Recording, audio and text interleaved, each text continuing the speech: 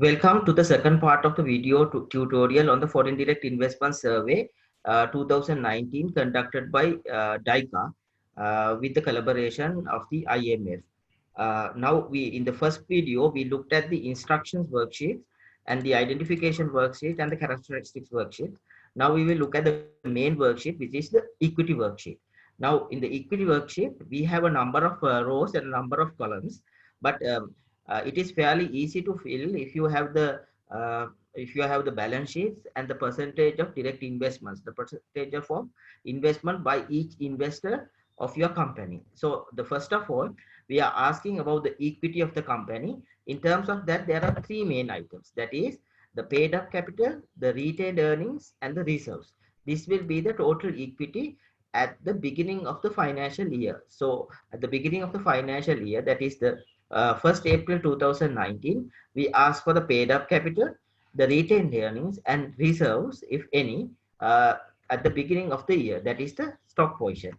And afterwards, we also look at the transactions that happens during the year in these columns. And afterwards, here from column 11 to column 14, we are looking at capital, retained earnings, and reserves at the end of the year, and the total equity or the total paid up capital. So column 11 to 14 look at the end of the year stock position, and here column 1 to 4 look at the beginning of the year stock position. Columns here, it does look at the total transactions that could happen during the year, the financial year. There could be no transactions, or there could be one or two transactions. Usually there are not many transactions in terms of equity, but there in some cases, if you are an established company, there is usually no transactions or very few transactions.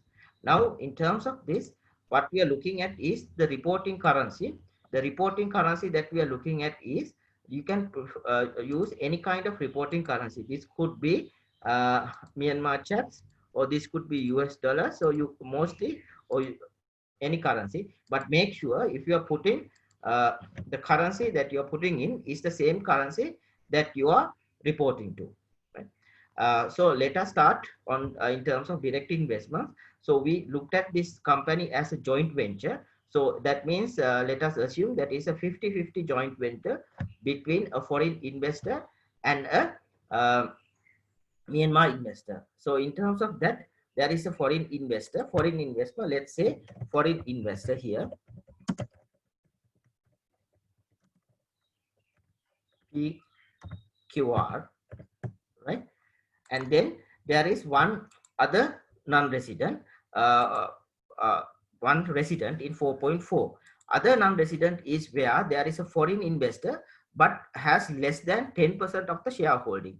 Since this foreign investor holds, for example, 50% of the shareholding, there is they are considered as direct investors. So specifically, direct investors are investors that has more than 10% of the shareholdings individually. Other non-residents are foreign investors that have less than 10% of the shareholding.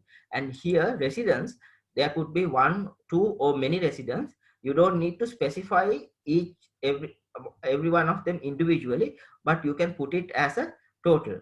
Uh, this Excel sheet is made up in such a way that most of the things are calculated. So you have only limited things to calculate. So here you are asked the country of residence. So let's say it's a specific country of residence. Unfortunately, you have to go a little bit down to see the country of residence. So let's say this investor is from Australia. So let's say at the beginning of the year, they have already invested, the Australian investor and the Myanmar invested in this company. So there is paid up capital of 100 million. So when you put 100 million here, you will get the total of 100 million here. And this is the percentage share of the equity share, which is now the Excel sheet thinks that it is completely owned by that foreign investor. Because it's a joint venture, a residence or a Myanmar resident, let's say, owns 50% of the company. So that investor has also put 100 million. So in that case, there are 200 million of total paid up capital. So 50% ownership by the resident investor and 50% ownership by the non-resident direct investor. And in terms of retained earnings or losses, let's say this at the beginning of the year, there was 60 as a total 60 million of retained earnings. Because there was 60 million of retained earnings, you have the percentage share, that is 50%, and residents as 50%. So if you have 60%, the retained earnings for each individual is 30 million, right? So in the balance sheet of the company, you normally have this 60 million, not this 30 million separately. But you can deduce this 30 million because you know the total reinvested earnings and the number of shares. So normally there are no, sometimes there are reserves and normally there are not reserves. So let's put that there are no reserves, right? So what this does is it takes into account each of the reinvested earnings, equity capital and reserves separately in the worksheet. Now when you look at this, if there are no transactions during the year, the Excel sheet will take the end of the year figures as well, deduct the end of the figures as well as 100 million and 30 million, and the total equity will be the same. So the percentage share of equity will be the same. But let's say now this resident sold some of his shares to foreign investor PQR. So the resident investor sells some of the shares and this foreign investor buys these shares. Let's say that 20 million of shares were bought by this investor. So that means a further 20 million of purchase of new shares are there. If that is the case, right, there will be 20 million here. And in this case, the resident would sell 20 million, right? So this is the sales of shares, and it will go as 20 million. You don't need to put the minus mark. It will take this as the minus.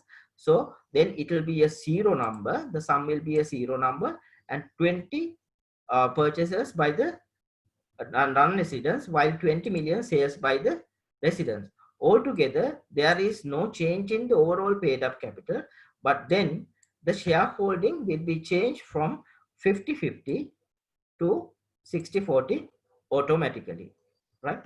And then let's say you had 60 million at the beginning of the year. Now the retained earnings, there would be retained earnings during the year. Retained earnings during the year, let's say another 10 million of retained earnings were there. Because there were 10 million retained earnings at the end of the year, since it was 60% the ownership, the retained earnings would be 6 million here and 4 million here. So there will be 10 million of retained earnings divided based on the equity ownership of the paid up capital at the end of the year. Please make sure that you use the end of the year uh, percentages to calculate this.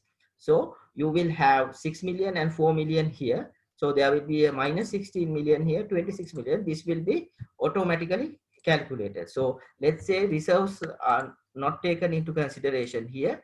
Then what happens is this will be the total equity transactions during the year. So if the company is not a company listed in the stock exchange, the Myanmar stock exchange, which is very less, there is no addition as valuation gains or losses here.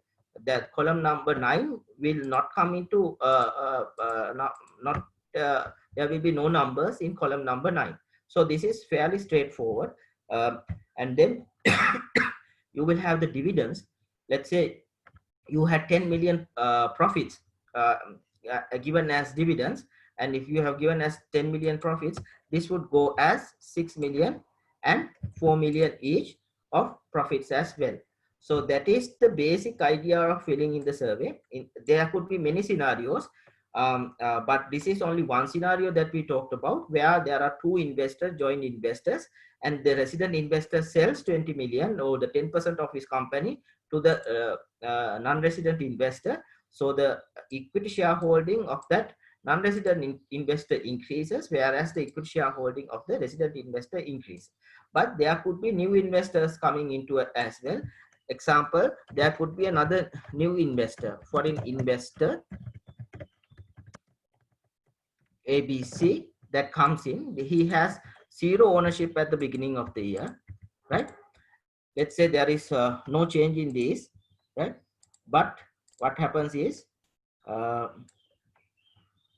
he buys 40 million from these two, 20 million in. So 40 million he buys from these two individuals.